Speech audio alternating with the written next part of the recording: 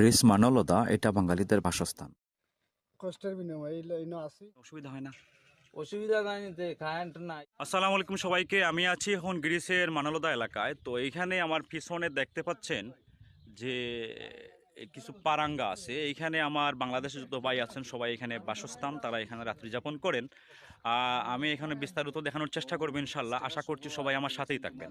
আমি যাচ্ছি এখন রুমের ভিতরে। তো এইখানে আমি আরেকটি কথা বলতে চাই, এইখানে যে সকল মা বাবারা আপনাদের ছেলে সন্তানকে ইউরোপে পাঠিয়েছেন গ্রিসে, তো দেখেন আপনাদের ছেলেরা কত কষ্টে এখানে জীবনযাপন করছে। হ্যাঁ, এটা হচ্ছে তাদের রুম। এইখানে তারা রাত্রি যাপন করেন। দেখেন এইখানে রুম কত চাপাচাপি করে থাকতে হয়। বিষয়টা আসলে অত্যন্ত খুবই মর্মান্তিক। এইখানে বিদ্যুৎবিহীন রুম, সেজন্য আমি একটু অন্ধকার দেখাচ্ছি।